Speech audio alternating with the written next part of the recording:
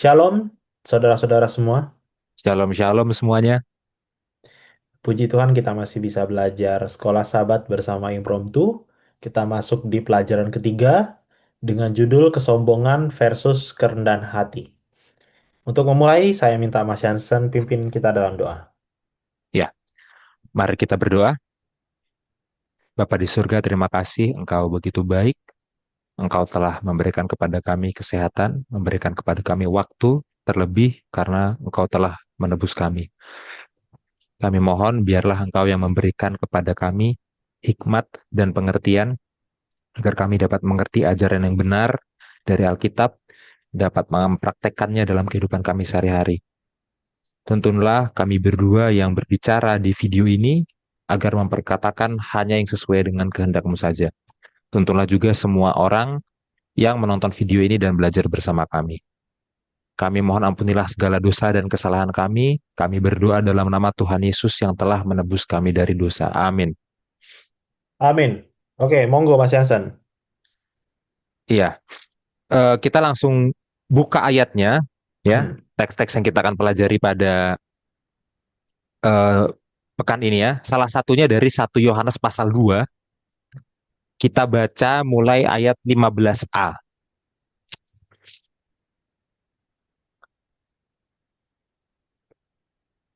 15a. Janganlah kamu mengasihi dunia dan apa yang ada di dalamnya. Ya, singkat ya. Janganlah kamu mengasihi dunia dan apa yang ada di dalamnya. Oke. Pertama-tama, kita harus definisikan dulu apa yang dimaksud dengan dunia. Ya, apa itu dunia? Dalam bahasa Yunani-nya kosmos. Ya. Kalau kita lihat penggunaan kata dunia dalam seluruh tulisan Yohanes, ya, baik Injil Yohanes, eh, 1 Yohanes, 2 Yohanes, 3 Yohanes, ya, bahkan mungkin kitab Wahyu bisa kita masukkan di situ ya. Dunia itu merujuk kepada kehidupan ras manusia, kehidupan masyarakat manusia yang terorganisir di bawah kekuasaan kejahatan. Ya, dunia itu merujuk kepada kehidupan manusia yang dikuasai oleh setan. Itu maksudnya dunia. Jadi jangan mengasihi dunia, maksudnya jangan mengasihi kehidupan manusia yang dikuasai oleh setan dan segala yang ada di dalamnya. Itu jangan dikasihi. Oke? Ya. Lanjut Bil, bagian B-nya. 1 Yohanes 2 ayat 15b. Oke. Jikalau orang mengasihi dunia, maka kasih akan Bapa tidak ada di dalam orang itu. Nah, dikasih tahu alasannya kenapa jangan mengasihi dunia, ya. Alasannya adalah karena kasih terhadap dunia tidak selaras, tidak kompatibel, bertentangan dengan kasih akan Bapa, ya kan? Nah, kita bisa lihat di situ kata-katanya. Jika orang mengasihi dunia, maka kasih akan Bapa tidak ada di dalam orang itu. Ya, kenapa? Karena dunia ini menolak Kristus. Ya, itu tema yang sering muncul dalam tulisan-tulisan Yohanes ya, baik eh, Injil Yohanes ya, bahkan sejak Yohanes 1 itu sudah ada tema dunia ini menolak Yesus ya. Dalam 1 Yohanes, 2 Yohanes, 3 Yohanes, kemudian bahkan kitab Wahyu kita bisa masukkan di sana ya. Dunia itu menolak Yesus. Kalau kita mengasihi dunia, berarti kita mengasihi yang menolak Yesus. Bagaimana mungkin kita memiliki kasih akan Bapa kalau kita mengasihi yang menolak Yesus? Sekali lagi, kasih akan dunia bertentangan, tidak kompatibel dengan kasih terhadap Bapa, kasih akan Bapa. Oke? Itu ayat 15b. Lanjut Bil, ayat 16. Sebab semua orang yang di dalam dunia, yang ada di dalam dunia, yaitu keinginan daging dan keinginan mata serta keangkuhan hidup, bukanlah berasal dari Bapa, melainkan dari dunia. Ya, di sini Yohanes secara khusus menyebutkan 3 hal ya. Yang pertama adalah keinginan daging, lalu keinginan mata, lalu keangkuhan hidup. Oke? Jadi, apa saja hal-hal yang ada di dalam dunia?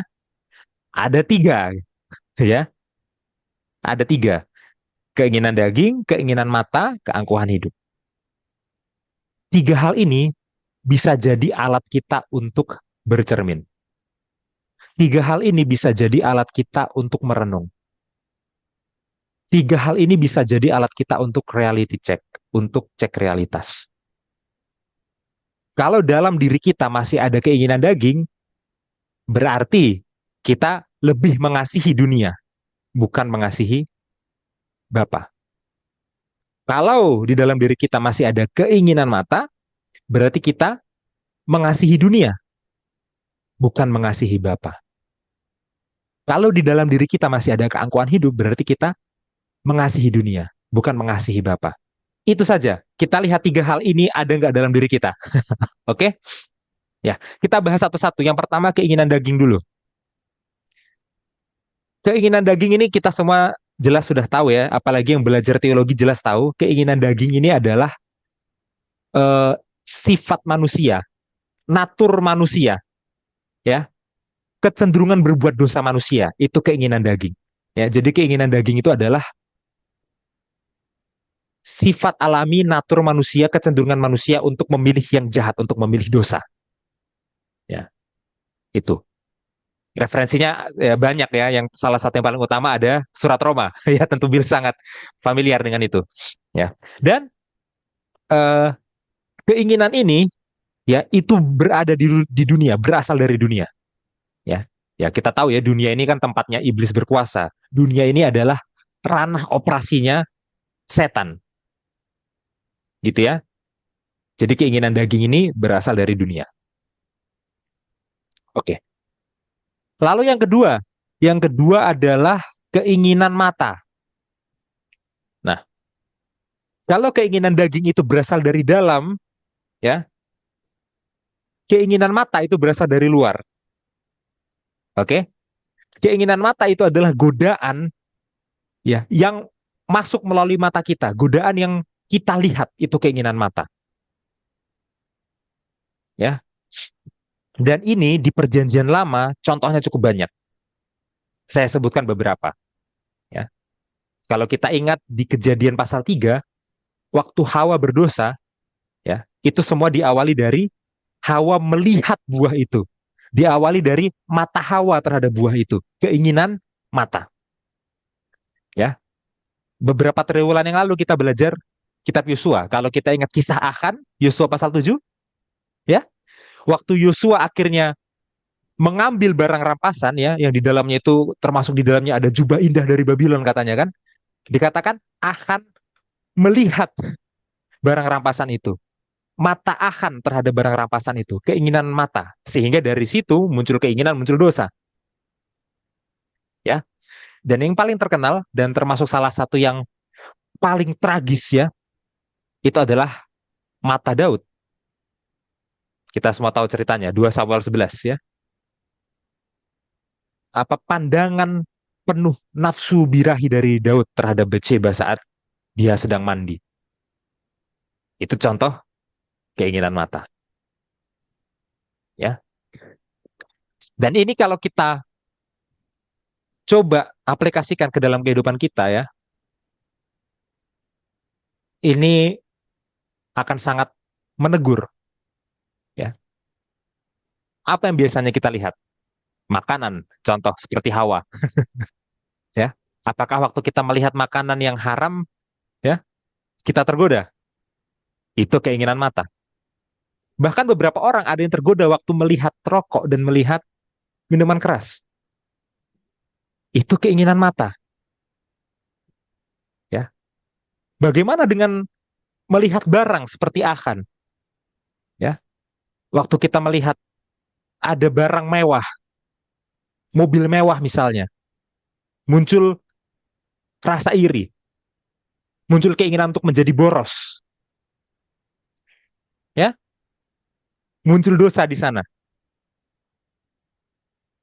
Bagaimana dengan melihat lawan jenis secara seksual seperti yang dilakukan Daud?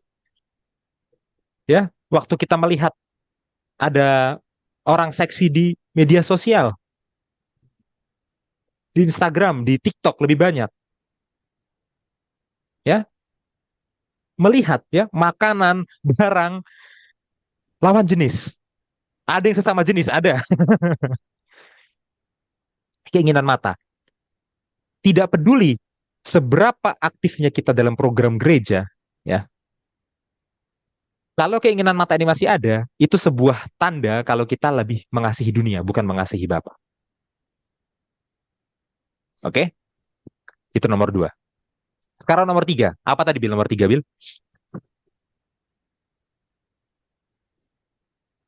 Hmm, keangkuhan hidup. Ya, keangkuhan hidup ya. Nah, menurut saya ini yang paling sulit didefinisikan. Ya, keinginan daging dan keinginan mata lebih gampang didefinisikannya. Keangkuhan hidup cukup sulit. Ya, dan ini harus cek bahasa aslinya, bahasa Yunani ya. Jadi mari kita tampilkan, mari kita lihat sama-sama Bil teks Yunaninya. 1 Yohanes 2 ayat 16. Yuk. Oke. Ya, seperti biasa disclaimer ya, saya belum bisa bahasa Yunani. Level kefasihan saya masih di pra pemula. Jadi pemula saja belum ya. Dalam hal pronunciation, pengucapan butuh banyak kritik. Dalam hal pemahaman tata bahasa butuh banyak kritik ya. Dalam hal bagaimana saya menerjemahkan ini butuh banyak kritik. Ya, jadi saya akan coba ya, tentu ini jauh dari sempurna. Gitu ya. Oke, saya bacakan. Oti karena panto entokosmo, semua yang ada dalam dunia, dijelaskan apa yang ada dalam dunia di kalimat selanjutnya. He episumia tesarkos, ya, nafsu kedagingan, kai he episumia ton oftalmos, dan nafsu mata, ya, kai he alazoneia tu diu, dan keangkuhan hidup ya. Nanti kita bahas ini. Uke estin ektu patros. Ini tidak dari Bapa Allah, tetapi ektu kosmu estin, tetapi dari kosmos, dari dunia. Ya, sekarang saya mau garis bawahi kata bio, bio ya. Akar katanya adalah bios. Ya, yang live, Bill, live, bahasa Inggrisnya live. Ya, itu dia. Bio, bio. Akar katanya adalah bios, bios. Dalam bahasa Indonesia diterjemahkan sebagai hidup. Ya. Tapi kenapa ini susah? Karena dalam bahasa Yunani ada dua kata untuk hidup. Oke? Yang pertama, dan ini justru lebih sering digunakan, itu adalah kata zoe. Zoe. Ya. Lalu yang kedua adalah kata bios yang baru kita baca di ayat ini. Apa bedanya zoe dan bios? Itu harus kita tanyakan. Ya. Zoe itu adalah kehidupan dalam prinsip esensialnya. Zoe itu adalah life as such, life per se. Ya, kehidupan secara abstrak, secara ontologis, ya. Gimana menjelaskannya ya? Zoe itu adalah hidup itu sendiri, ya, sebagai sesuatu yang diberikan oleh Tuhan. Itu Zoe, ya. Bagaimana dengan bios?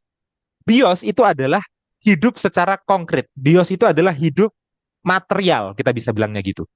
Waktu kita bilang bios itu biasanya hidup berkaitan dengan aspek sosialnya. Waktu kita bilang bios itu biasanya bicara hidup berkaitan dengan aspek ekonominya. Ya, sekali lagi ya, Zoe itu adalah hidup dalam prinsip esensialnya, bios adalah hidup material. Nah, di sini yang dipakai adalah bios. Itu catatan pertama. Yang kedua adalah kata alazoneia. Alazoneia, ya, yang dalam bahasa Indonesia diterjemahkan sebagai keangkuhan. Ya. Tapi alazonea itu sebenarnya lebih kaya daripada sekedar keangkuhan. Alazonea itu di dalamnya adalah gabungan makna kesombongan, keangkuhan, ya. Tapi di dalamnya juga ada makna suka membual. Suka membual, ya. Kalau bahasa informalnya omongannya tinggi, ya. Itu. Nah, perhatikan terjemahan bahasa Inggris ya. Dalam hal ini di sebelah kiri layar kita bisa lihat ada New American Standard Bible, NASB ya. Tolong dibacakan, Bill.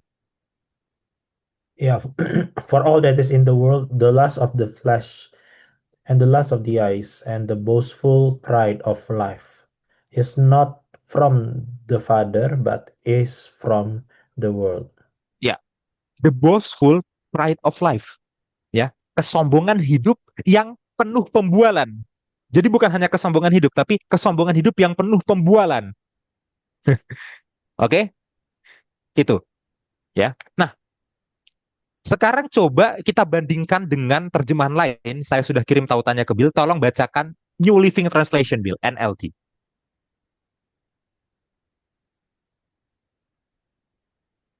Ayat 16 ya. 16. For the world offers only a craving for physical pleasure, a craving for everything we see, and pride in our achievements and possessions. These are not from the Father, but are from this world. Oke. Ya, saya harus kasih tahu dulu sekilas NLT ini apa ya. NLT, New Living Translation, ini bukan terjemahan literal, kata per kata. Oke. Tapi dia terjemahan yang lebih dinamis. Dia bukan mau persis kata per kata sesuai dengan Yunaninya, tapi dia lebih mau menangkap makna keseluruhan, makna umum dari satu kalimat bahkan satu paragraf Yunaninya, meskipun tidak persis kata per kata. Ya, bahkan tidak jarang mereka tambahkan sedikit penjelasan di terjemahannya, sedikit parafrase ya. Ya, saya Indonesiakan dulu. Dunia menawarkan hanya kelaparan, keinginan yang lapar ya, craving ya untuk kenikmatan fisik. Sebuah keinginan kelaparan untuk semua sesuatu yang kita lihat. Dan ini poinnya. Dan kesombongan dalam pencapaian dan kepemilikan kita. Oke? Jadi NLT menerjemahkannya sebagai pride in our achievement and possession. Kesombongan, keangkuhan dalam pencapaian dan kepemilikan. Ya. Dan ini berhasil menangkap makna kata bios dengan luar biasa. Kalau Nesby tadi menangkap kata alezonia dengan lebih baik, ya, ya dengan menambahkan boastful, membual, itu Nesby. NLT menangkap kata biosnya lebih baik, ya. Jadi hidup apa maksudnya hidup, ya? Hidup material apa maksudnya hidup material? Hidup material maksudnya adalah pencapaiannya, karena pencapaian berkaitan dengan sosial. Apa yang kamu banggakan di sosialmu dan kepemilikan. Kepemilikan berkaitan dengan ekonomi, ya. Maksudnya gini, kalau kita salah paham, kita akan tabrakkan ini, kita akan benturkan ini dengan ayat-ayat yang lain yang bilang bahwa apa Yesus adalah sumber kehidupan. Ya kan ada ayat lain yang bilang Yesus adalah sumber kehidupan. Itu zoe, kehidupan dalam prinsipnya. Tapi di sini bilang bios, kehidupan dalam aspek material, sosial, ekonomi, pencapaian dan kepemilikan. Maksudnya apa? Berarti maksudnya keangkuhan hidup itu adalah bagaimana seseorang membual, berbicara tinggi tentang apa yang dimilikinya. Ya, McLaren Lumana contohnya itu adalah contoh yang betul-betul sesuai dengan deskripsi di sini. Ya, lalu berkaitan dengan apa yang dilakukannya. Ya, gue udah bikin ini, gue udah bikin itu. Ya, kesombongan yang berkaitan dengan keadaan luar. Ya, hubungannya dengan sosial dan ekonomi, baik kekayaan, pangkat atau pakaian atau hal-hal lainnya. Saudara udah tangkap maksudnya apa kan? Ini. Kalau hal ini masih ada di hidup kita, kita masih mencintai dunia, bukan mengasihi Bapa. Nah, sekarang apa aplikasinya bagi kita? Gini, jangan ada orang baca ayat ini, lalu menyimpulkannya, oh, kalau gitu kita nggak perlu lagi ya bekerja, kita nggak perlu lagi ya cari uang, ya itu kan bios, itu kan kehidupan ekonomi. Ya, kalau kita tidak cari uang, tidak bekerja, gimana caranya bisa mencukupi kebutuhan hidup? Alkitab sendiri bilang barang siapa tidak bekerja janganlah ia makan. Ya kan? Kitab Amsal bilang sendiri bahwa kita jangan jadi pemalas, nanti kita jadi miskin. No, tujuannya ayat ini bukan bilang jangan bekerja, jangan cari uang. Enggak. Ya, ayat ini juga bukan bilang supaya eh, kita nggak perlu mengembangkan kemampuan kita, ya. Karena pencapaian itu adalah bios, hidup material. Jadi nggak perlu kita mengembangkan kemampuan kita. Nanti kalau kita punya pencapaian kita jadi sombong. Bukan itu. Ayat-ayat lain di Alkitab bilang kita harus kembangkan talenta yang Tuhan kasih. Itu jelas. Berarti ayat ini bukan bilang supaya kita nggak mengembangkan keterampilan, ya. Bukan untuk bilang, oh saya ini tidak tidak punya keangkuhan hidup ya, saya mau sekolah sahabat nggak perlu belajar, karena saya nggak angkuh, ya. Bukan itu. Tetap bekerja, cari uang, tetap belajar. Tapi apa poinnya? Poinnya adalah gini, mengingat bahwa setiap harta benda, setiap keterampilan, ya, setiap pekerjaan itu bukan menentukan nilai kita atau harga diri kita di mata Tuhan, ya. Ini saya mau kasih contoh yang lebih jelas, ya. Antara CEO dengan office boy, ya, mana yang lebih bervalue, ya. Kalau kita pakai keangkuhan dunia, ada salah satu yang lebih bervalue dari dua-duanya. Tapi bukan seperti itu cara kerjanya orang yang mengasihi Bapa. Baik CEO maupun office boy, dua-duanya diciptakan oleh Tuhan, dua-duanya gambar dan rupa Allah, dan dua-duanya berdosa, dan dua-duanya ditebus oleh Tuhan. Maka nilai mereka ditentukan oleh Tuhan, bukan oleh pekerjaan mereka. Orang yang bisa bahasa Yunani dan tidak bisa bahasa Yunani, bukan untuk bilang jangan belajar bahasa Yunani, bukan itu poin saya, enggak. Ya, jangan diartikan seperti itu. Tapi yang mana yang lebih berharga? Bisa jadi salah paham salah satu lebih berharga kalau ada keangkuhan hidup di dalamnya. Tapi dua-duanya berharga karena dua-duanya diciptakan oleh Tuhan, dua-duanya gambar dan rupa Allah, dua-duanya berdosa, ya ingat itu, dua-duanya ditebus oleh Tuhan. Maka dua-duanya bervalue, ya. Karena value itu, nilai itu berasal dari Tuhan. Poinnya adalah bukan merasa bahwa kita ini lebih dari orang lain karena hal-hal tadi. Karena bios ya, apa sesuatu yang berkaitan dengan sosial dan ekonomi, sesuatu yang berkaitan dengan pencapaian dan kepemilikan. Bukan itu membuat kita lebih dari orang lain dan bukan itu yang menentukan nilai diri kita. Itu maksudnya. Tapi jangan ada orang yang bawa ini, oke, nggak usah kerja, oke, nggak usah latihan, oke, nggak usah belajar, enggak. Ya. Dan mindset ini menurut saya ya harus dikembangkan dengan pemahaman yang lebih tajam. Yaitu sebenarnya kalaupun ada orang yang punya pencapaian lebih dari yang lain, kalaupun ada orang yang punya kepemilikan lebih dari yang lain, semuanya kan dari Tuhan. Siapa yang menjadikan seseorang kaya? Tuhan. Siapa yang menjadikan seseorang punya keterampilan lebih? Tuhan. Siapa yang menjadikan seseorang punya kepintaran lebih? Tuhan. Kalau semuanya dari Tuhan, berarti yang harus dilakukan adalah memuji Tuhan. Kalau punya prestasi, puji Tuhan. Kalau punya kepemilikan, puji Tuhan. Bukan malah meninggikan diri, membual. Bukan itu. Ya. Nah, itu sebenarnya poinnya. Oke, lanjut Bil, ayat 17.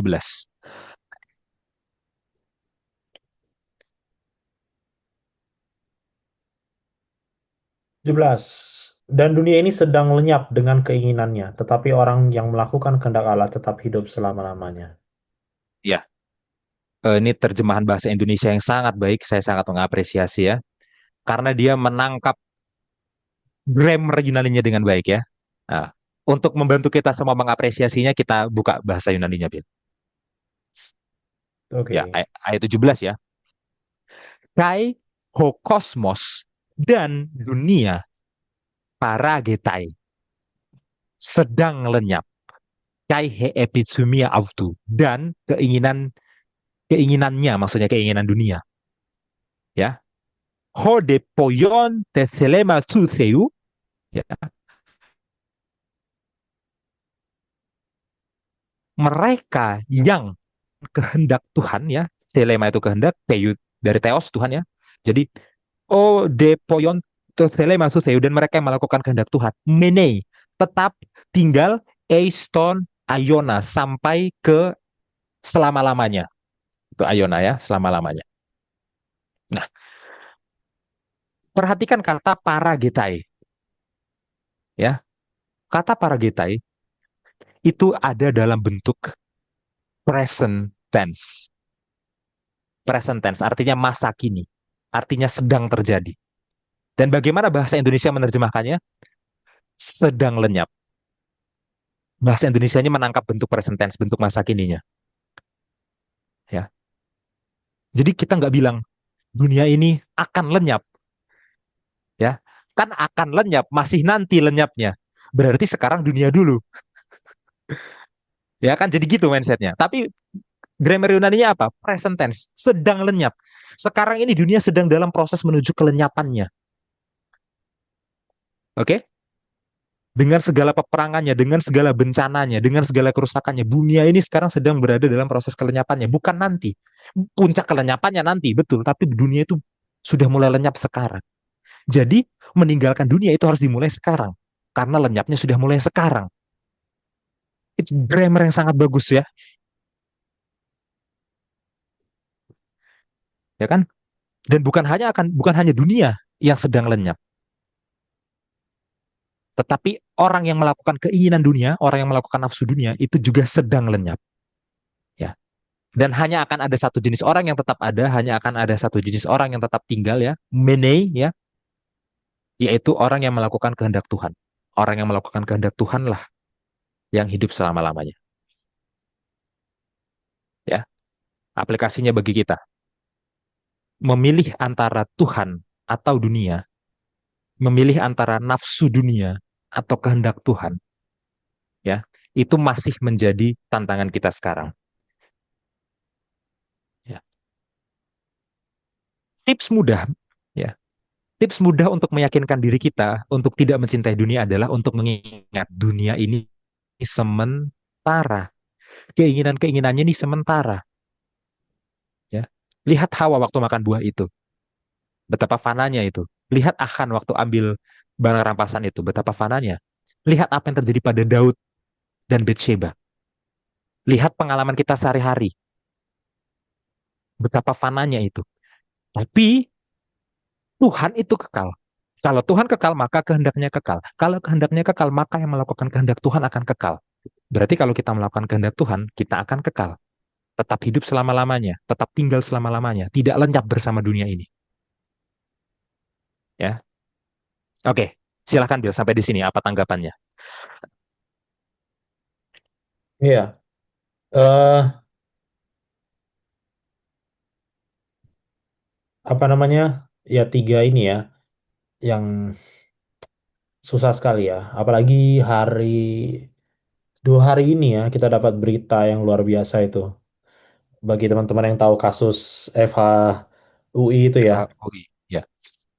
Ya itu keinginan mata ya. Hmm. Wah, itu luar biasa sekali sih. Ya, sebenarnya ya saya komentar terhadap kasus itu ya menyangkut ayat ini untuk menggambarkan seberapa lenyapnya dunia ini. Maksudnya gini, eh, ya saya nggak mengaku suci juga untuk menghakimi mereka. Tapi biasanya yang saya tahu ya sebagai saya yang sudah pernah berdosa, biasanya pembicaraan itu tuh cuma antara 2 orang aja. Jadi kayak bercandaan 2 orang. Saya nggak kebayang bagaimana 16 orang membicarakan tentang seseorang. Jadi kayak berbagi fetish gitu loh. Mhm. Mhm. Berbagi fetish. Terus kayak saya aja yang laki-laki, seandainya nih, ada 16 laki-laki yang berbicara tentang perempuan. Terus laki-laki yang lain tuh ngomongin tentang perempuan ini, dia suka gini ini. Saya aja jijik gitu, kayak apaan sih lu? Mhm. Kayak ngapain sih cerita kayak gitu? Bayangkan ada 16 orang berbicara tentang hal itu. Jadi menurut saya kebejatannya itu bukan hanya mereka membicarakan perempuannya, Tapi bagaimana itu dilakukan bersama-sama dan rame gitu loh. Itu yang menurut saya nggak main-main gitu. Kalau seandainya dia hanya dosanya sendiri dan dia melihat sendiri gitu ya, terus kayak dia posting di second account atau apalah gitu, atau curhat di mana yang anonimus, ya mungkin itu tidak tidak akan sebesar itu dampaknya. Tapi ketika itu dilakukan bersama-sama ya, nah menurut saya itu menunjukkan bahwa yang Yohanes bahas di sini itu semakin lama semakin benar dalam hal pemenuhan, semakin lama semakin lenyap dunia ini. Artinya Hmm. kejahatan yang kita lihat itu semakin lama semakin besar itu maksudnya, maksud saya. Jadi yang dulu Hmm. kita pikir itu cuma kayak catcalling, wih, wih, gitu ya. Sekarang udah bisa buat grup chat yang isinya tuh kayak gitu, gitu loh. Dan itu baru keinginan mata ya. Bagaimana dengan keinginan daging dan keangkuhan hidup kan?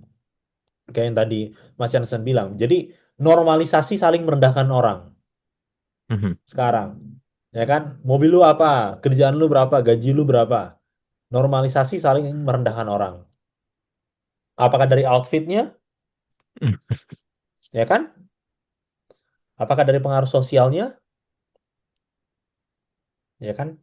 Ya saya tidak bilang bahwa hal ini eh, eh, bios itu sendiri, bios itu saya tidak bilang bahwa bios itu sendiri dalam hal kehidupan, dalam hal konkretnya itu tidak bisa memajukan pekerjaan Tuhan. Saya rasa itu sangat bisa memajukan pekerjaan Tuhan dengan Hmm. koneksi sosial, dengan uang yang kita miliki, itu sangat bisa. Nah, sekarang kalau kita tarik itu ke dalam jemaat, bagaimana? Yang sudah pasti, yang sudah jelas adalah anggota yang punya sosialnya tinggi dan uang yang banyak akan memiliki pengaruh yang lebih besar dibandingkan mereka yang mungkin di bawah itu, di bawah standar itu, atau di bawah apa nilai tertentu dari kacamata manusia, gitu kan? Dan kalau ada yang bilang orang-orang pragmatis ya, akhirnya bicara seperti ini. Ya dunia ini memang seperti itu lihatnya. Hmm. Ya memang kayak gini cara dunia bekerja. Nah, biasanya tuh ada tuh ungkapan kayak gitu. Nah, tapi ingat ayat ini bilang bahwa iya memang kalaupun saya nggak akan melawan melawan argumen itu. Tapi kalaupun itu cara dunia bekerja, ya pemikiran seperti itu akan lenyap itu maksudnya. Ya kalaupun argumen itu valid, tapi nyatanya argumen itu tidak akan bertahan selamanya, gitu kan. Dan coba saudara bayangkan kalau argumen semacam itu tetap dipertahankan sampai surga. Waduh, betapa ngerinya surga itu. Nggak, coba saudara bayangkan ya. Itu ditetapkan sampai ke surga gitu. Nanti di surga tuh ada tuh level-levelnya, level surganya ada tuh. Ini level yang punya perpuluhan sekian, ini yang level nggak punya perpuluhan, ini yang nggak pernah bayar perpuluhan misalnya. Nah, kalau Tuhan buat kayak gitu gimana kira-kira? Apakah surga Hmm. itu tempat yang menyenangkan? Sampai kekekalan, saudara bayangkan ada kasta sosial seperti itu, ya kan?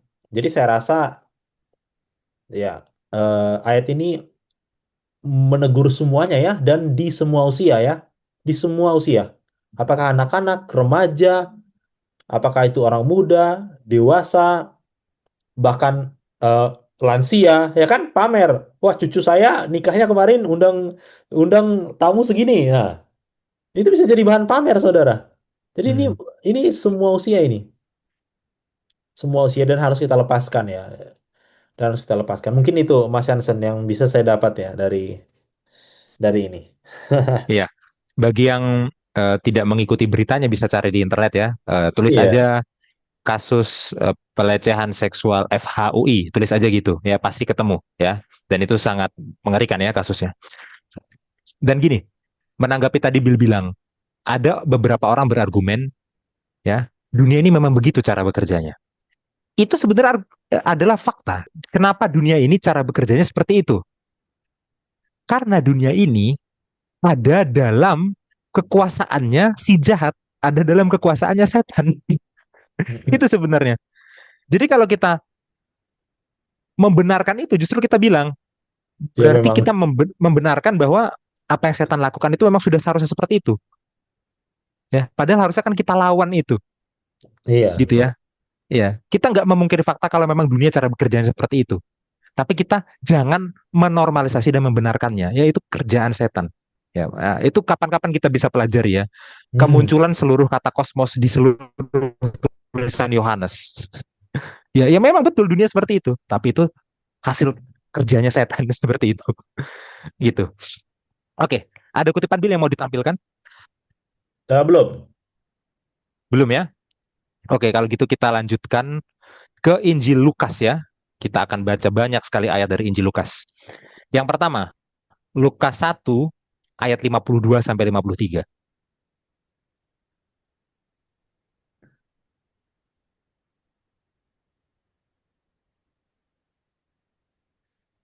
52. Ia menurunkan orang-orang yang berkuasa dari tahtanya dan meninggikan orang-orang yang rendah. Ia melimpahkan segala yang baik kepada orang yang lapar dan menyuruh orang yang kaya pergi dengan tangan hampa. Ya, eh, kalau kita melihat konteksnya ini agak unik. Ini konteksnya sebenarnya tentang Natal ya. Ya, bagaimana Maria mendapatkan kabar bahwa dia telah mengandung Sang Mesias. Oke. Lalu setelah dia mengandung Sang Mesias, dia bernyanyi, membuat apa istilahnya? Membuat pujian ya tentang apa? Tentang berkat yang dia dapat ya, tentang kandungannya. Dan ini adalah lirik dari nyanyiannya, lirik dari pujiannya. Oke? Dikatakan begini. Ia ya menurunkan orang-orang yang berkuasa dari tahtanya. Oke, berarti yang berkuasa diturunkan dari tahtanya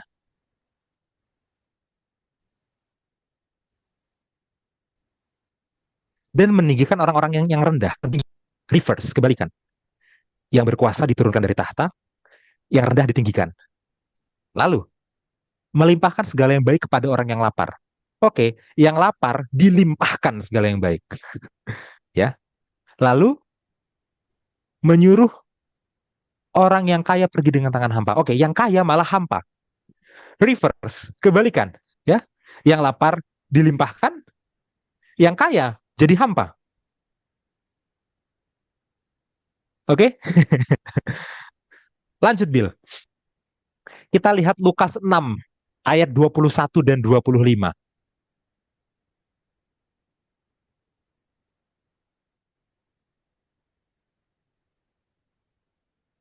21 dan 25. Ya, Oke. 6. 21. Berbahagialah hai kamu yang sekarang ini lapar, karena kamu akan dipuaskan. Berbahagialah hai kamu yang sekarang ini menangis, karena kamu akan tertawa. Ayat 25. Celakalah kamu yang sekarang ini kenyang, karena kamu akan lapar. Celakalah kamu yang sekarang ini tertawa, karena kamu akan berduka cita dan menangis. oke.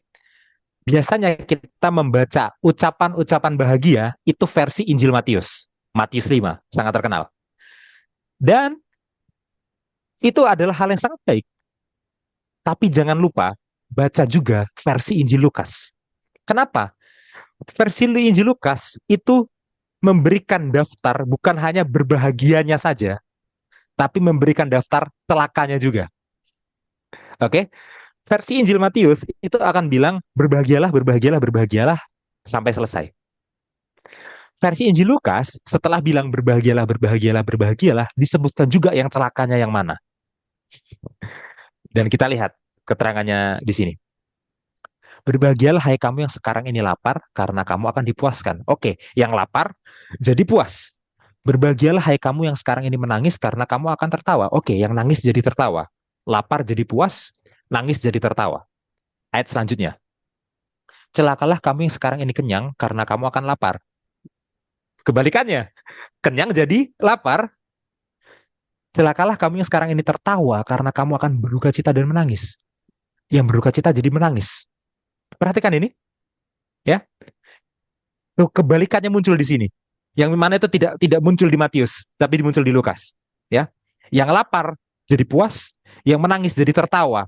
Sebaliknya, reverse, ya, yang kenyang jadi lapar, ya, yang tertawa jadi menangis.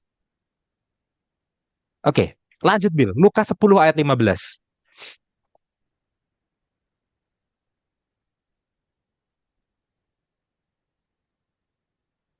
Dan engkau Kapernaum, apakah engkau akan dinaikkan sampai ke langit? Tidak, engkau akan diturunkan sampai ke dunia orang mati. Iya, eh, teman-teman udah bisa tebak arahnya kemana, ya? Kapernaum, apakah dinaikkan? Tidak, diturunkan. Kebalikan, reverse, bukan dinaikkan, tapi diturunkan. Ya, jadi kira-kira Bill, apa persamaan dari semua ayat-ayat tadi, Bill? Secara sederhana, Ya, ada tema kebalikan. tema kebalikan, ya. Bukan berarti Injil lain tidak punya tema kebalikan, tapi hanya Lukas yang mengemphasize, yang menekankan itu, ya. Para scholars bilangnya adalah tema upside down kingdom atau tema kerajaan terbalik. Itu tema dalam Injil Lukas. Injil Lukas punya tema kerajaan Allah itu terbalik, upside down, ya. Dan ini salah satu tema yang paling indah dalam Injil Lukas, ya. Dan tema ini akan menantang semua pandangan kita, ya, tentang eh, sosial, tentang keuangan, ya, dan lain sebagainya. Oke, sekarang kita masuk ke bagian intinya. Lanjut lagi, Lukas 14 ayat 7.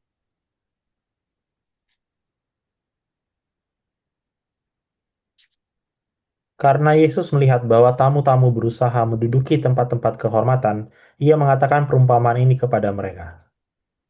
Iya, saya mau bilang gini, kesombongan itu adalah isu sosial di semua zaman, di semua tempat, ya. Tahun 90-an, apakah isu kesombongan itu adalah isu yang krusial? Iya. Begitu juga dengan tahun 2026, ya kan? Di Amerika, apakah isu kesombongan adalah isu yang krusial? Iya. Begitu juga di Indonesia. Dan begitu juga sejak 2000 tahun yang lalu di daerah Israel Palestina, sejak zaman Yahudi kuno, isu kesombongan itu sudah jadi isu krusial, itu poinnya, ya. Dan polanya selalu begini, polanya gini. Status itu membawa kekuasaan, lalu kekuasaan membawa kesombongan. Nah, Yesus menentang formula ini, ya. Status membawa kekuasaan, kekuasaan membawa kesombongan, itu Yesus tentang itu. Murid-murid Yesus itu harusnya rendah hati. Tandanya murid-murid Yesus itu harusnya rendah hati, ya. Dan di sini dijelaskan, Bill, di ayat 7 di bagian A. Kenapa Yesus sampai-sampai mengatakan perumpamaan? Apa, Bill, alasannya Yesus menyampaikan perumpamaan? Ya, karena tamu-tamu ini mau di tempat terhormat. Sombong. Iya. Jadi awalnya bukan Yesus sudah siapkan perumpamaan dari rumah, enggak. Yesus melihat apa yang terjadi di sebuah pesta, tamu-tamu berebut tempat kehormatan, tamu-tamu berusaha menduduki tempat kehormatan. Karena Yesus melihat itu, akhirnya Yesus jadi ingin untuk menyampaikan perumpamaan. Istilahnya kejadian nyatanya itu dijadikan contoh, ya. Istilahnya begitu. Nah, sekarang kita lihat latar belakang eh, Yahudi abad pertama, ya. Latar belakang budaya kunonya. Dalam dunia Yahudi abad pertama, dalam jamuan makan besar di zaman itu, ya, biasanya tempat duduk yang paling terhormat itu adalah tempat duduk yang paling dekat dengan tuan rumah. Oke. Nah, dulu itu sofanya itu biasanya disusun membentuk huruf U, ya. Dan di setiap sofa itu muat 2 sampai 4 orang. Oke. Nah, tuan rumah itu biasanya akan ada di dasar dari huruf U-nya ini, ya. Jadi anggaplah ini kakinya dari huruf U, ya. Lalu ini dasarnya, tuan rumah itu akan ada di dasar dari huruf U itu. Dan tamu-tamu yang paling dihormati itu yang akan paling dekat dengan si tuan rumah. Semakin dia dihormati, dia semakin dekat, ya. Lalu semakin dia tidak akrab dengan tuan rumah atau semakin rendah status sosialnya, dia akan semakin jauh dari tuan rumah. Dia mungkin akan lebih ke pinggiran dari huruf U-nya ini. Ya, makanya kekuasaan dan prestis di sebuah jamuan makan itu bisa kelihatan dengan tempat duduknya. Ya, siapa yang duduk paling dekat dengan tuan rumah itu berarti dia yang paling dihormati, paling prestis, paling berkuasa. Itu bisa kelihatan. Ya, dan orang-orang berebut untuk duduk di situ. Dapat ya latar belakangnya ya. Oke, lanjut Bill, ayat 8 sampai 9. Kalau seorang mengundang engkau ke pesta perkawinan, janganlah duduk di tempat kehormatan, sebab mungkin orang itu telah mengundang seorang yang lebih terhormat daripadamu. Supaya orang itu yang mengundang engkau dan dia jangan datang dan berkata kepadamu, berilah tempat ini kepada orang itu, lalu engkau dengan malu harus pergi, duduk di tempat yang paling rendah. Oke, sekarang masuk ke ilustrasi yang Yesus buat. Yesus menceritakan ada satu orang, dia datang ke pesta, lalu orang ini dengan segera berusaha untuk berebut kursi kehormatan. Artinya berusaha untuk segera duduk dekat dengan tuan rumah. Ya. Lalu ada orang lain yang juga diundang ke pesta itu, ternyata orang lain ini lebih terhormat secara status sosial. Akhirnya apa yang terjadi? Yang terjadi adalah tuan rumahnya bilang, oke, kamu minggir ya, jangan duduk di sini. Ya, tempat duduk ini untuk si Anu yang lebih terhormat. Kamu sana, ke tempat paling rendah, ke pinggiran. Akhirnya yang terjadi apa? Rasa malu, ya, sangat malu disuruh pindah dari tempat yang istilahnya tempat yang terhormat, disuruh harus pindah ke tempat yang paling rendah. Itu ya. Lanjut Bill, ayat 10. Tetapi apabila engkau diundang, pergilah duduk di tempat yang paling rendah. Mungkin tuan rumah akan datang dan berkata kepadamu, silakan duduk di depan. Sahabat, silakan duduk di depan. Dan dengan demikian engkau akan menerima hormat di depan mata semua tamu yang lain. Nah, diceritakan oleh Yesus dalam ilustrasi ini, dalam perumpamaan ini, diceritakan kebalikannya. Kalau seseorang datang dan langsung duduk di tempat yang paling rendah, ya, mungkin tuan rumahnya malah akan datang ke dia. Jangan duduk di sini, ayo, ayo, silahkan lebih dekat lagi. Mungkin nggak harus ke kursi yang paling dekat dengan tuan rumah, tapi setidaknya dia disuruh maju, bukan disuruh mundur, itu poinnya. Yang awalnya paling belakang disuruh maju, dan itu jauh lebih terhormat. Tamu-tamu yang lain yang melihat akan, oh, berarti dia ini dihormati ya, disuruh maju. Kebalikannya, ya kan? Oke, ayat 11, Bill. Sebab barang siapa meninggikan diri, ia akan direndahkan. Dan barang siapa merendahkan diri, ia akan ditinggikan. Iya, yang meninggikan diri direndahkan, yang merendahkan diri ditinggikan. Ini konsisten polanya di seluruh Injil Markus ya. Dari pasal 1, pasal 6, pasal 10 ya. Tadi kita udah baca sebelumnya. eh, yang lapar dikenyangkan, yang kenyang lapar, yang menangis jadi tertawa, yang tertawa menangis. Ya, prinsipnya sebenarnya ini. Yang meninggikan diri akan direndahkan, yang merendahkan diri akan ditinggikan. Ya. Dan belum habis, masih ada pasal lain lagi yang membicarakan tentang reverse ini, tentang keterbalikan ini, karena itu kuat sekali di seluruh Injil Lukas. Ya. Kita tambah lagi, Bill. Lukas 18 ayat 14.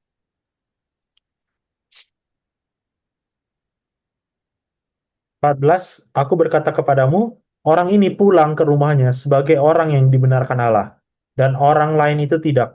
Sebab barang siapa meninggikan diri, ia akan direndahkan, dan barang siapa merendahkan diri, ia akan ditinggikan.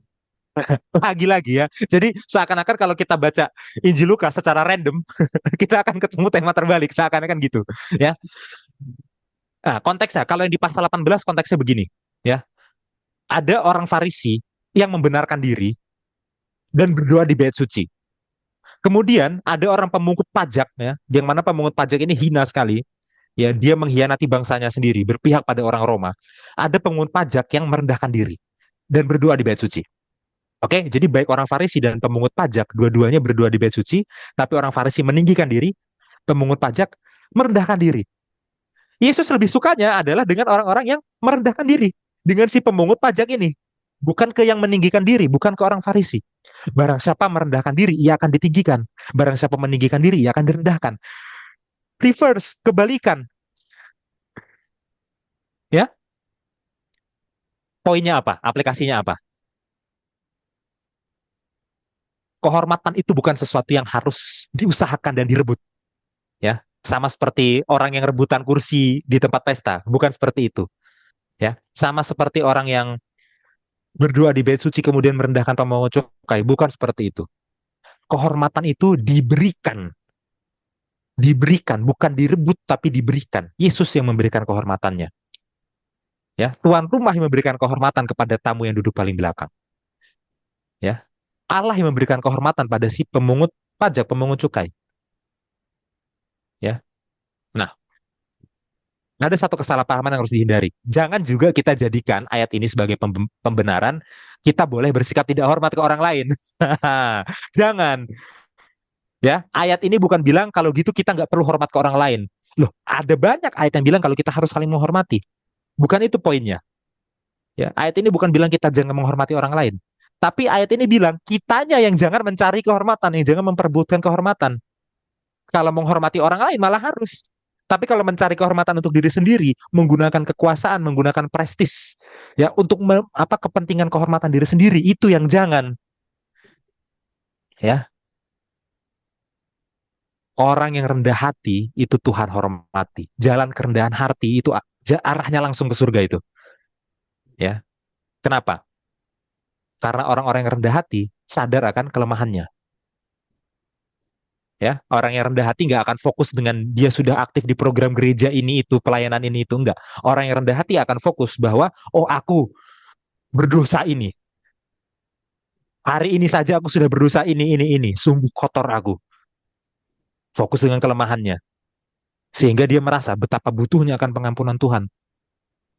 Karena dia berdosa. Itu orang rendah hati.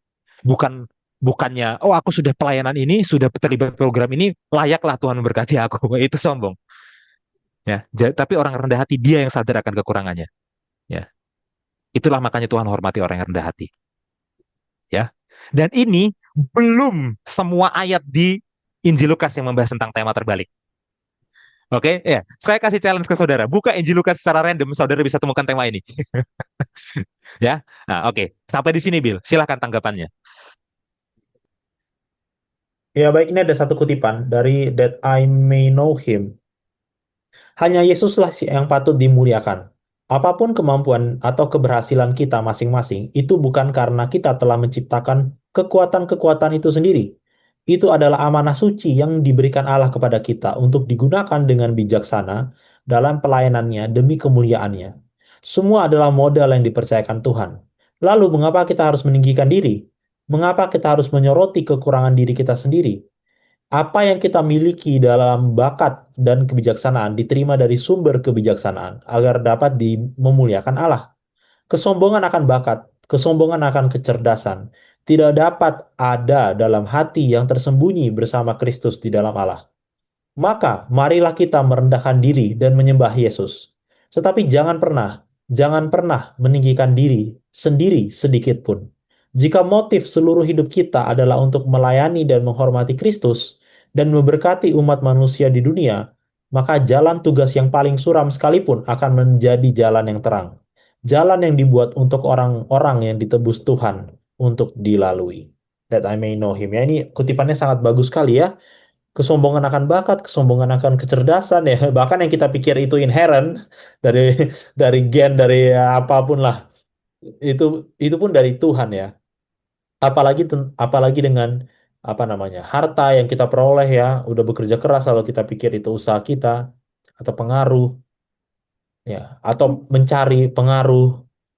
Dan balik lagi ke tadi yang saya bilang ya, apa namanya? Semua ini adalah model yang dipercayakan Tuhan. Waktu itu saya bilang bahwa ya, kalau saudara kaya, saudara berpengaruh, malah harusnya itu saudara gunakan ya kan untuk melayani orang lain, untuk mengabarkan Injil. Jadi ayat ini tidak berbicara tentang jangan bekerja keras seperti yang Mas Yansen tadi katakan ya.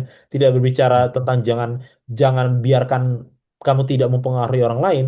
Malah kita harus mempengaruhi semua orang gitu dalam hal baik maksudnya. Supaya orang lain bisa melihat Tuhan. Ya, itu satu kutipan ya untuk kita. Tapi berbicara tentang tema Lukas yang tadi ya. tentang kebalikan ya.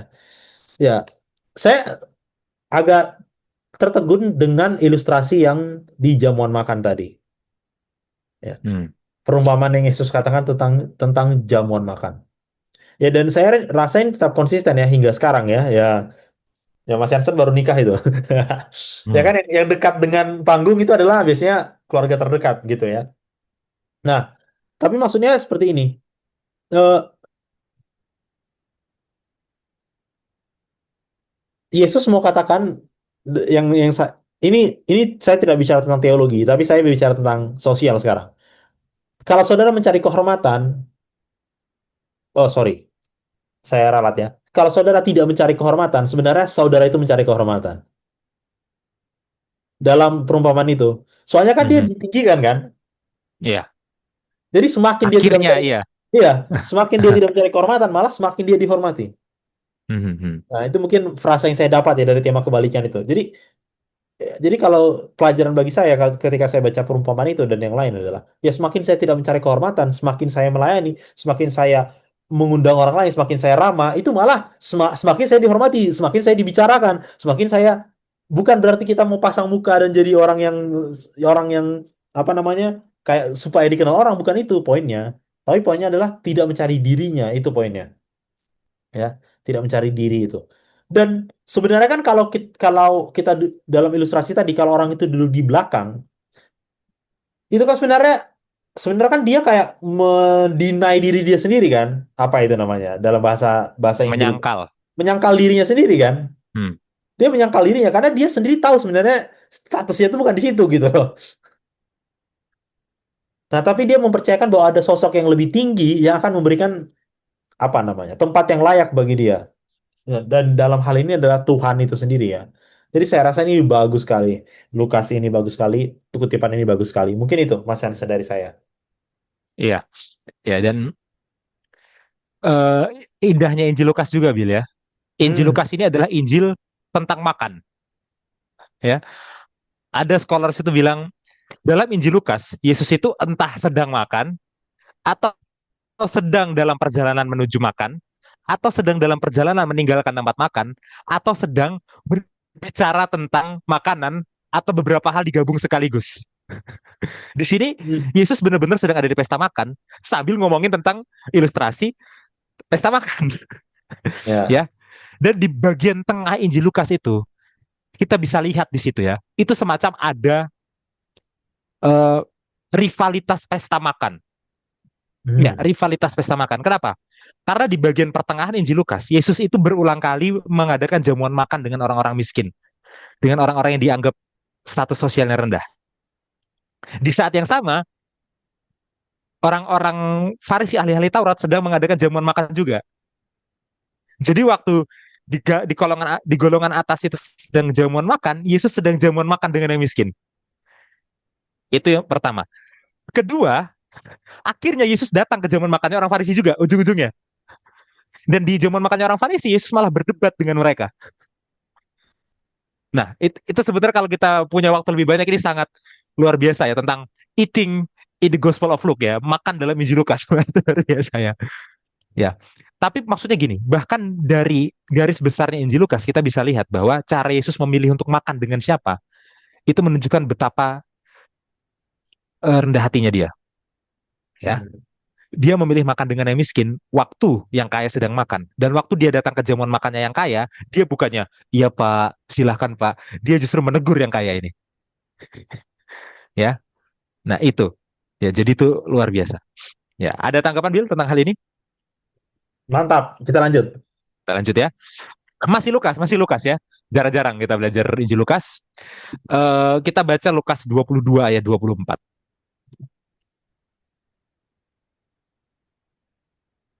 24. Terjadilah juga pertengkaran di antara murid-murid Yesus. Siapakah yang dapat dianggap terbesar di antara mereka? Iya, ya. Ini juga terjadi waktu lagi makan malam ya, by the way. Nah, intinya gini. Ini adalah tentang perjamuan malam, tentang perjamuan malam terakhir itu ya. Itu sangat populer kisahnya. Dan di sini Yesus sedang menjelaskan tentang penderitaannya yang akan datang. bagaimana nanti dia akan mati, dan lain sebagainya. Di tengah Yesus sedang menjelaskan penderitaannya yang akan datang, murid-murid malah bertengkar tentang siapa yang nomor satu di antara mereka. Murid-murid malah bertengkar tentang siapa yang terbesar di antara mereka. Murid-murid malah pengen tahu ranking satunya siapa di antara mereka. Ya. Dan ini ironis ya,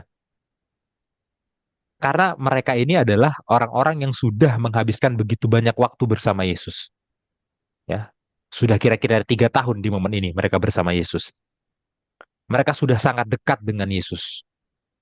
Ya, harusnya orang yang sudah bersama Yesus dalam waktu yang lama, yang sudah sangat dekat dengan Yesus, harusnya tidak mungkin lagi bertengkar dengan topik ini, tentang topik ini. Levelnya bukan di situ lagi harusnya, ya kan? Tapi nyatanya mereka bertengkar. Bagaimana dengan kita? Ekspektasinya adalah orang yang sudah rajin pelayanan, terlibat dalam pelayanan ini itu.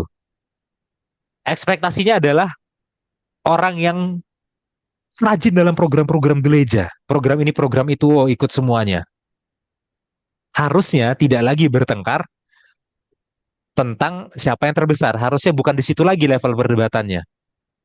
Tapi nyatanya kita, bahkan dari yang paling aktif, paling rajin sekalipun, ya bahkan lebih sering dari yang aktif dan yang rajin untuk bertengkar masalah ini.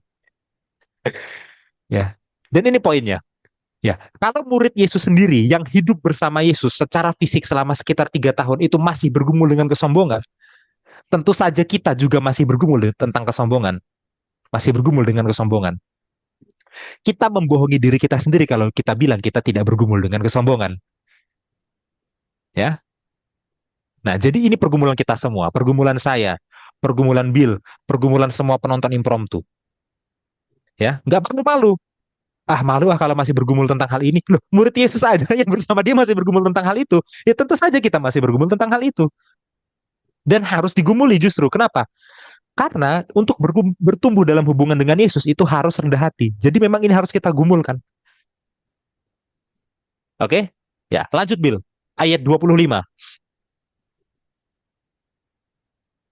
25. Yesus berkata kepada mereka, raja-raja, bangsa-bangsa memerintah rakyat mereka, dan orang-orang yang menjalankan kuasa atas mereka disebut pelindung-pelindung. Oke. Karena murid-murid bertengkar siapa yang terbesar di antara mereka, Yesus kasih tanggapan. Bagaimana tanggapan Yesus? Yesus membandingkan kepemimpinan di dunia dengan kepemimpinan kerajaan Allah. Apa bedanya? Pertama, yang di dunia dulu. Di ayat 25 Yesus menjelaskan kepemimpinan di dunia. Di dunia, kepemimpinan itu adalah menunjukkan otoritas secara terang-terangan. Ya, memerintah orang lain. Oke, semakin kita memerintah orang lain, semakin kita mengontrol orang lain, berarti semakin kita menunjukkan otoritas kita. Disitulah kita menunjukkan kepemimpinan kita. Gitu ya. Dan di zaman kuno, dalam dunia Yahudi abad pertama, ya, dan juga dunia Yunani Romawi abad pertama, oke, ketika orang-orang menggunakan kekuasaan seperti itu ya, orang-orang memerintah orang lain, orang-orang menguasai orang lain, ya, itu justru status sosial mereka akan naik. Oke, orang-orang lainnya ini akan mengakui otoritas si pemimpin ini dan mereka akan disebut sebagai pelindung. Ya, ini ada studinya ya, secara antropologi namanya patron klien. Bagaimana di berbagai budaya itu selalu ada patron-patron ya, dan patron ini mereka ini adalah orang yang memerintah orang lain, menguasai orang lain, lalu ada klien. Klien ini adalah orang-orang yang dikuasai. Dan klien ini eh, mereka itu harus istilahnya apa ya? Harus menerima kondisi rendah mereka. Harus apa istilahnya ya? Harus menghargai kondisi rendah mereka. Maksudnya gini, kalau ada sesuatu, ya biarlah patronnya ini yang naik. Ya, ingat kamu ini cuma orang rendah. Ya, jadi patronnya yang naik, patron yang didahulukan. Ya kamu harusnya tahan diri, tahu tempatmu, sadar diri. Nah itu, ya patron klien. Oke, oke. Lanjut Bill, ayat 26 sampai 27. Tapi kamu tidaklah demikian, melainkan yang terbesar di antara kamu hendaklah menjadi sebagai yang paling muda dan pemimpin sebagai pelayan. Sebab siapakah yang paling besar, yang duduk makan atau yang melayani? Bukankah dia yang duduk makan? Tetapi aku ada di tengah-tengah kamu sebagai pelayan. Iya. Nah, eh, sekarang Yesus menjelaskan kepemimpinan menurut kerajaan Allah. Kalau di ayat 25 menurut dunia, di ayat 26, 27 menurut kerajaan Allah. Ya, dikatakan murid-murid kalau mereka mau menjadi pemimpin, mereka itu harus memimpin melayani dengan rasa hormat seperti anak muda. Itu dikatakan kan? Ya, menjadi sebagai yang paling muda. Ya kan? Seperti anak muda. Oke? Jadi yang terbesar di antara para murid itu adalah orang yang seperti yang paling muda, seperti anak muda dan pemimpin yang seperti pelayan. Nah, apa maksudnya ini? Ya, gini. Di sini Yesus itu menunjukkan teladannya sendiri, bukan pada budaya. Oke? Karena kalau mengikuti budaya pada zaman itu di dunia kuno, ya, orang yang status sosialnya lebih tinggi itu yang duduk di meja. Sementara yang status sosialnya rendah itu yang menyajikan makanan. Berkaitan juga dengan usia. Oke? Orang yang lebih tua usianya itu mereka yang duduk makan. Yang lebih muda itu yang menyajikan makanan. Makanya di sini Yesus menyinggung dua hal sekaligus. Disinggung usia, ya, harus seperti anak muda dan harus seperti pelayan, ya. Terbalik, upside down kingdom, kerajaan terbalik. Ini adalah cara pelayanannya ke kerajaan Allah. Kalau biasanya yang dilayani itu yang status sosialnya tinggi, dalam kerajaan Allah pemimpinnya itu adalah justru yang melayani, bukan yang duduk, ya. Dan siapa di sini yang menjadi contoh? Yang menjadi contoh adalah Yesus sendiri. Yesus itu adalah pemimpinnya, tapi Yesus ada di tengah murid-muridnya sebagai Yesus yang melayani, ya kan? Kalau kita bandingkan dengan Injil Yohanes, dengan keunikan Injil Yohanes ya, di Yohanes 13 di situ Yesus basuh kaki mereka. Lukas gak cerita itu ya, tapi di Injil Yohanes Yesus basuh kaki mereka. Padahal Yesus pemimpinnya. Maksudnya apa? Maksud Yesus adalah kalau kalian berdebat tentang siapa yang terbesar ya, itu nggak relevan. Karena pemimpin dalam kerajaan Allah, dalam upside down kingdom, dalam kerajaan terbalik, pemimpinnya itu yang melayani. Jadi kalau kalian berdebat tentang siapa pemimpinnya itu buang-buang waktu. Mending sekarang kalian melayani. Itulah yang membuat kalian justru malah jadi pemimpin. Itu maksud Yesus. Ya, jadi dalam sudut pandang Yesus ya, kehebatan itu tidak didefinisikan dari posisi atau resum ya, tapi sikapnya bagaimana, pengabdiannya bagaimana, ya, seperti itu. Oke, Bill, sampai di sini. Silahkan tanggapannya.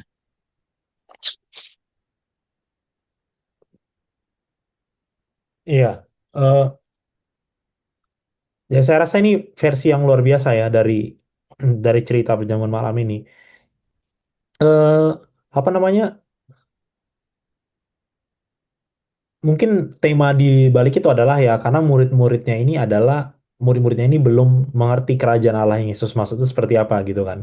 Jadi dia masih berpikir kerajaan Allah ini adalah kerajaan kingdom seperti Roma dan kerajaan lainnya gitu. Jadi mereka masih belum paham gitu.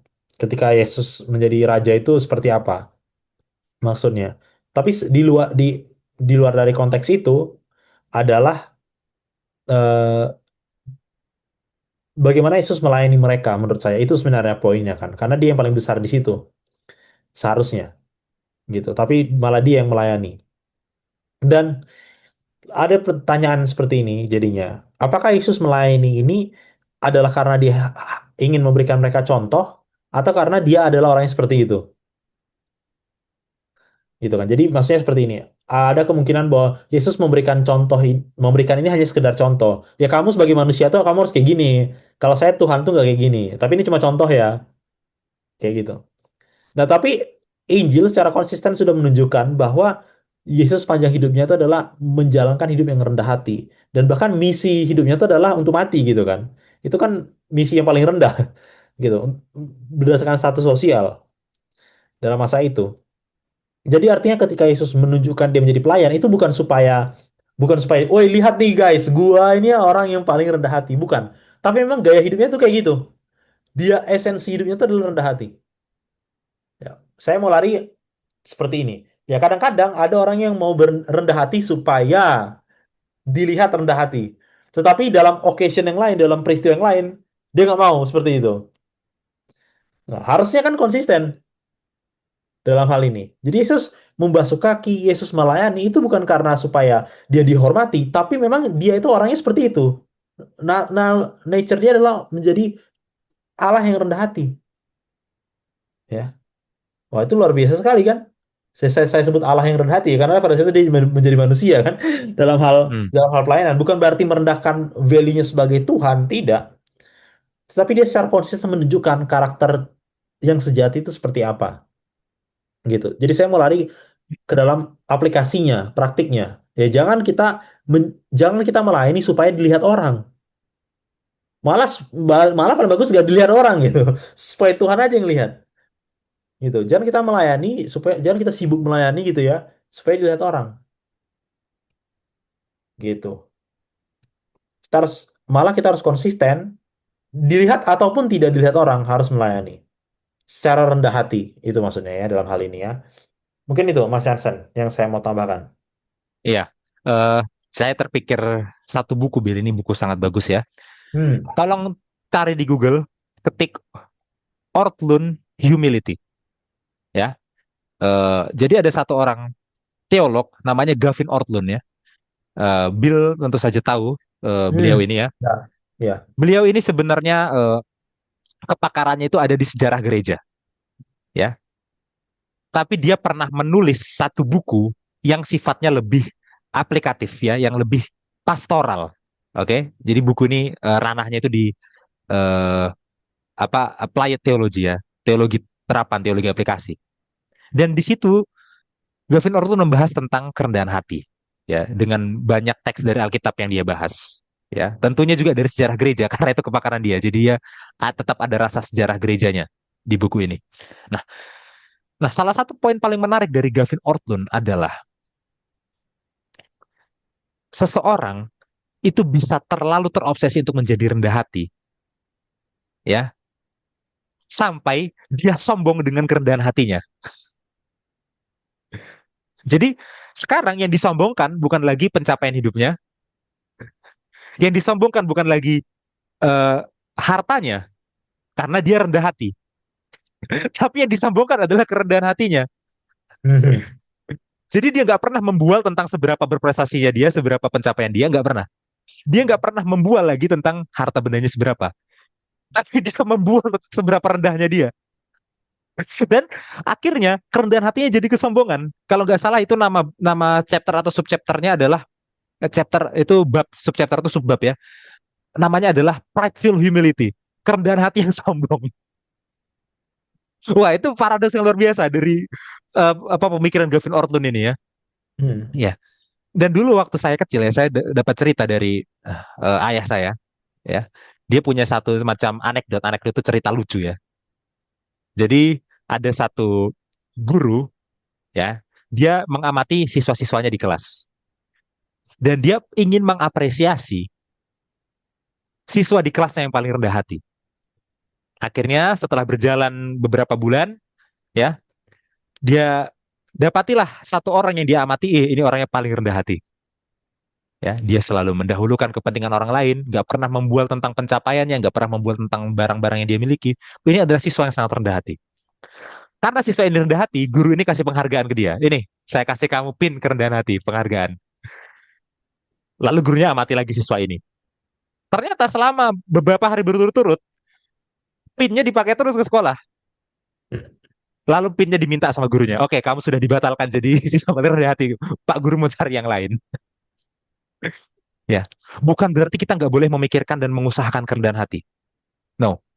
Ya, Bill tadi bilang ya, bukan supaya dilihat orang. Oke, berarti kalau gitu harus nggak berusaha supaya nggak dilihat orang. Susah juga ya. Kalau kita nggak berusaha, nggak mungkin tiba-tiba otomatis rendah hati.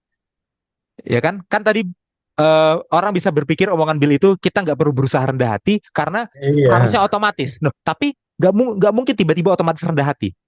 iya, Harus diawali dengan berusaha dulu. Tapi maksudnya gini, dalam usaha kerendahan hati, jangan jadi terobsesi dengan kerendahan itu, kerendahan hati itu. Karena kalau kita terobsesi dengan itu, kerendahan hatinya jadi kesombongan. Ya, makanya subjudulnya Gavin Orton ini apa? The Joy of Self-Forgetfulness. Kerendahan hati itu adalah kebahagiaan untuk melupakan diri sendiri. Oke? Kita harus berusaha untuk rendah hati. Ya, kalau ada jamuan pesta, harus berusaha duduk di belakang. Nggak mungkin ada secara alamiah tiba-tiba otomatis kita duduk di belakang. Harus diusahakan. Ya, kalau ada jamuan makan, kita harus berusaha jadi yang melayani, bukan jadi yang duduk makan diam. Nggak mungkin tiba-tiba kalau kita nggak berusaha, kita tiba-tiba jadi orang yang seperti itu. Harus diusahakan. Tapi jangan terobsesi dengan usaha itu, sampai nanti jadi itu bualan kita. Lihat tadi siapa yang duduk belakang, lihat tadi siapa yang melayani makan, loh jadi kerendahan hatinya yang disombongkan. Ya, dan ini pun yang luar biasa menarik. Ya. Gavin Orton ini, beliau ini juga punya channel ya, dan dia bahas sebagian isi dari buku ini di channelnya. Ya. Cari aja di YouTube Gavin Orton Humility, nanti ada. Oke, ada tanggapan dari Bill? tidak, kita lanjut. Lanjut ya. Oke, dan ini puncak kerendahan hati yang kita akan baca selanjutnya. Iya, Kita baca Filipi 2 ayat 3 sampai 8. Filipi 2 ayat 3 sampai 8. Dengan tidak mencari kepentingan sendiri atau puji-pujian yang sia-sia. Sebaiknya, hendaklah dengan rendah hati yang seorang menganggap yang lain lebih utama daripada dirinya sendiri. Dan janganlah tiap-tiap orang hanya memerhatikan kepentingannya sendiri, tetapi kepentingan orang lain juga. Hendaklah kamu dalam hidupmu bersama menaruh pikiran dan perasaan yang terdapat juga dalam Kristus Yesus. Yang walaupun dalam rupa Allah tidak menganggap kesetaraan dengan Allah itu sebagai miliknya yang harus dipertahankan, melainkan telah mengosongkan dirinya sendiri dan mengambil rupa seorang hamba dan menjadi sama dengan manusia. Dan dalam keadaan sebagai manusia, ia telah merendahkan dirinya dan taat sampai mati, bahkan sampai mati di kayu salib. Ya, oke. Kita sudah pernah belajar ini triwulan lalu ya, Ya, waktu belajar surat Filipi dan Kolose, ya. Dan ini adalah sebuah teladan kerendahan hati paling tinggi dari Yesus. Ya, Yesus dalam posisi aslinya, ya, itu adalah Allah. Oke, tapi dia merendahkan diri menjadi manusia. Bukan hanya menjadi manusia, sebagai manusia dia merendahkan diri menjadi seorang hamba. Bukan hanya menjadi seorang hamba, sebagai seorang hamba dia merendahkan diri sampai mati. Bukan hanya mati, matinya pun lebih rendah, matinya itu di kayu salib. Dia mati dalam keadaan terhina sebagai kriminal, ya. Tuhan, pencipta kita, pencipta alam semesta merendahkan diri jadi manusia. Ini saja sudah sebuah bentuk kerendahan yang tidak mungkin bisa ditandingi oleh siapapun. Tapi Yesus membawanya ke level yang lebih jauh lagi. Allah sebagai manusia, manusianya hamba pula. Hambanya mati pula, matinya di kayu salib pula. Ya, di ayat 3 ada nasihat. Jangan mencari kepentingan diri. Jangan mencari puji-pujian yang sia-sia. Anggap orang lain lebih utama dari diri sendiri. Itu di ayat 3. Lalu kita bertanya, sulit sekali ya untuk menjadi orang yang seperti itu. Sulit sekali ya untuk tidak mencari kepentingan diri. Sulit sekali ya untuk tidak mencari puji-pujian. Sulit sekali ya menganggap orang lain lebih utama dari diri sendiri. Ya. Antara saya dan dia, orang yang saya benci ini siapa yang lebih utama? Dia lebih utama.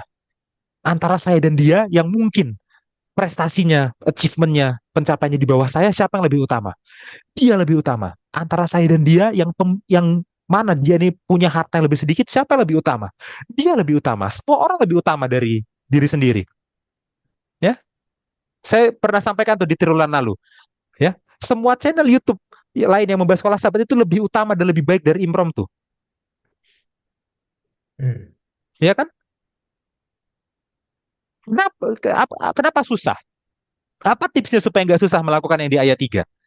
Ya, lihat ayat 5. Dan hendaklah kamu dalam hidupmu bersama, kamu sebagai satu jemaat, bukan cuma satu dua orang, taruh pikiranmu, taruh perasaanmu dalam Kristus Yesus. Jadi nasihat rendah hati itu tidak boleh dipotong. Karena rendah hati itu cuma bisa terjadi kalau satu jemaat pikiran dan perasaannya ditaruh ke dalam Kristus Yesus. Ya, memangnya bagaimana pikiran dan perasaan Yesus Kristus? Itu yang tadi kita bilang, pikiran dan perasaan Yesus Kristus adalah pikiran yang rendah hati, pikiran yang taat. Kalau kita lihat Tuhan jadi manusia, bahkan sampai mati di kayu salib, masa kita tega-teganya meninggikan diri? Masa kita sampai hati meninggikan diri? Kalau Tuhan kita sendiri saja merendahkan diri seperti itu demi menebus kita, kalau Tuhan mau mati untuk menebus dosa kita, masa kita nggak mau utamakan kepentingan orang lain? Tuhan saja tinggalkan surga demi menebus kita, masa kita nggak mau tinggalkan apapun demi orang lain?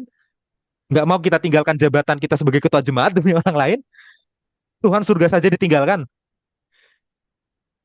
Kunci rendah hati adalah taruh pikiran dan perasaan di Kristus. Melebur dalam pikiran dan perasaan yang rendah hati. Dengan begitu kita bisa rendah hati. Kalau kita buka hati kita kepada Yesus, belajar lebih banyak tentang Yesus, kita mengerti kehidupan Yesus itu bagaimana. Dan itu memenuhi pikiran kita. Dan kita sadar betapa sombongnya kita. Ya, di situ kita jadi rendah hati. Dan saya mau tekankan ini sebelum kita semua berdiskusi. Waktu diskusikan ini, jangan pikirkan orang lain dulu. Ya, hal pertama yang saya pikirkan waktu belajar ini adalah diri saya. Ya, jangan pikirkan orang lain dulu, jangan langsung pikirkan satu nama. Kalaupun ada satu nama yang harus kita pikir, itu adalah nama diri sendiri. Ya, dan kalau ada satu nama yang jadi teladan, itulah nama Yesus. Ya, sampai di sini Bill, silahkan tanggapannya. Iya, saya akan berikan satu kutipan ya penutup untuk kita. Agak panjang, dari Our High Calling. Tidak ada kasih yang mendalam kepada Yesus yang dapat bersemayam di hati yang tidak melihat dan menyadari keberdosaannya sendiri. Jiwa yang diubahkan oleh kasih karunia akan mengagumi karakter ilahinya. Tetapi jika kita tidak melihat kecacatan moral kita sendiri, itu adalah bukti yang tak terbantahkan bahwa kita belum melihat keindahan dan keunggulan Kristus. Semakin sedikit kita melihat hal-hal yang patut dihargai dalam diri kita sendiri, semakin banyak kita akan melihat hal-hal yang patut dihargai dalam kemurnian dan keindahan juru selamat kita yang tak terbatas. Melihat keberdosaan kita sendiri mendorong kita kepada Dia yang dapat mengampuni. Allah tidak memperlakukan kita seperti manusia fana, memperlakukan satu sama lain. Pikirannya adalah pikiran belas kasihan, kasih, dan kepedulian yang paling lembut. Ia akan mengampuni dengan limpah. Ia berkata, Aku telah menghapus seperti awan tebal pelanggaranmu. Pandanglah ke atas, hai kamu yang diuji, dicobai, dan diputus asa. Pandanglah ke atas. Selalu aman untuk memandang ke atas. Memandang ke bawah adalah fatal. Jika Anda melihat ke bawah, bumi akan berguncang dan bergoyang di bawah Anda. Tidak ada yang pasti. Tetapi surga di atas Anda tenang dan teguh, dan ada pertolongan ilahi bagi setiap pendaki.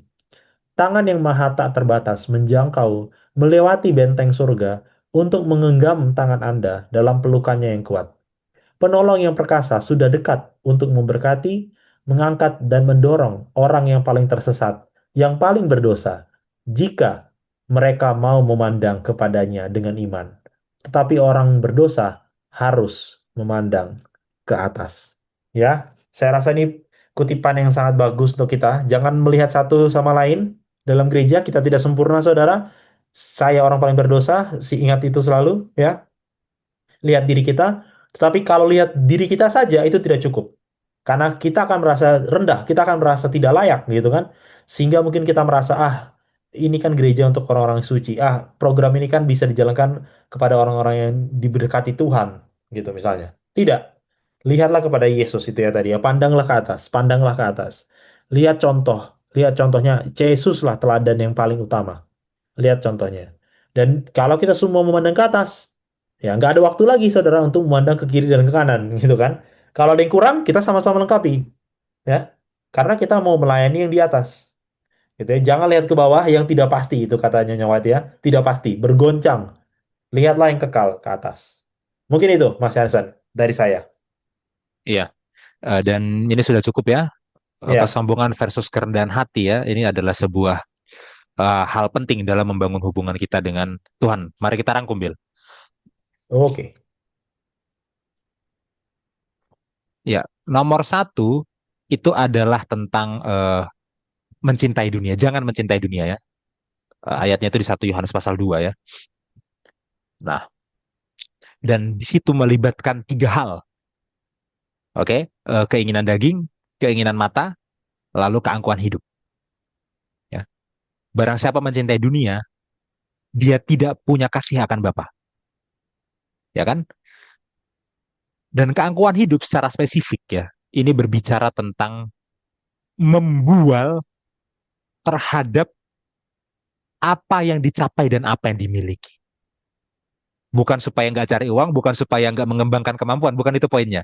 Tapi membual tentang apa yang dicapai dan yang dimiliki untuk merasa lebih bernilai dari orang lain. Ya, dan ini adalah hal yang harus dihilangkan kalau kita mau mengasihi Bapa. Karena kalau tidak dihilangkan berarti masih mengasihi dunia. Oke, ya. Nomor 2, ya. Ya ini ayatnya banyak sekali ya.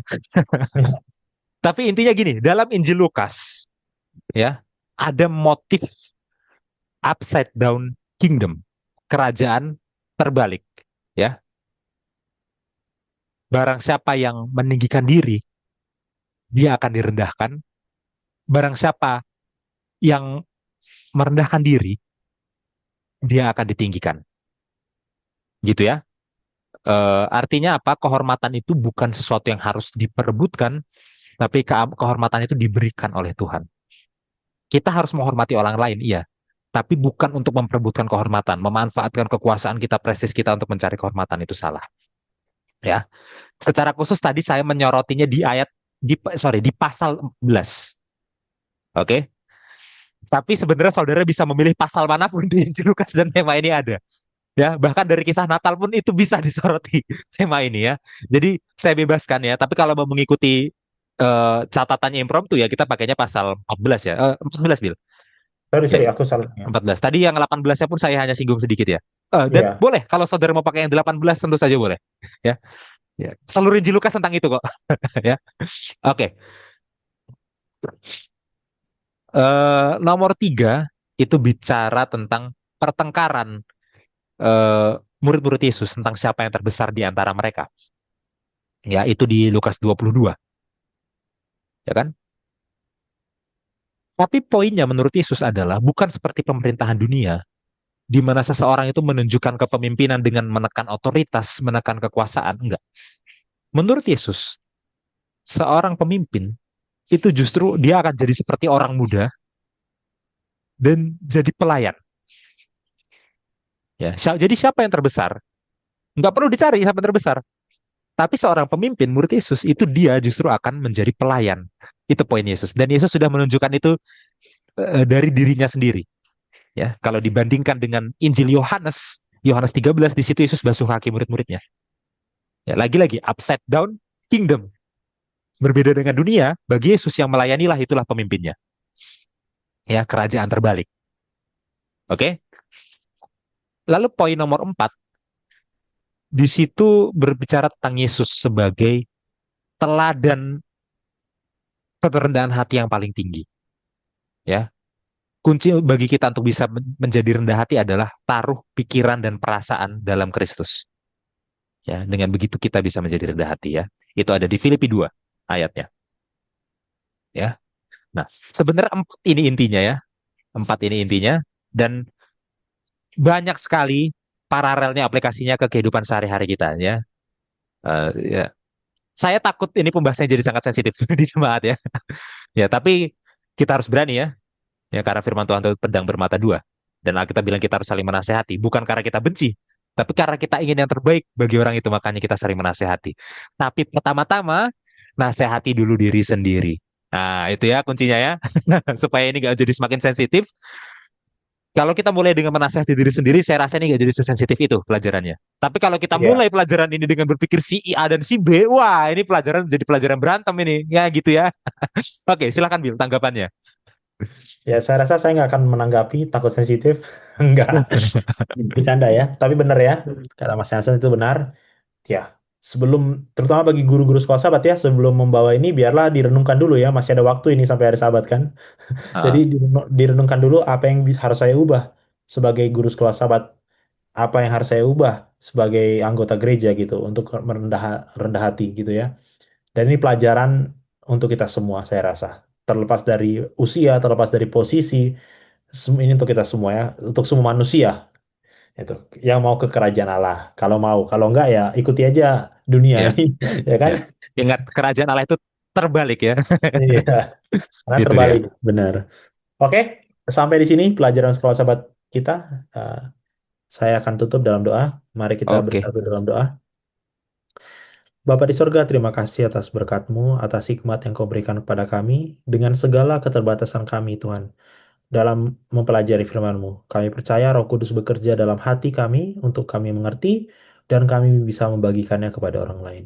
Terutama guru-guru sekolah sahabat ya Tuhan, berikanlah mereka hikmat untuk bisa menjelaskan pelajaran ini dengan baik. Terima kasih Tuhan atas pengampunan dosa yang Kau berikan kepada kami.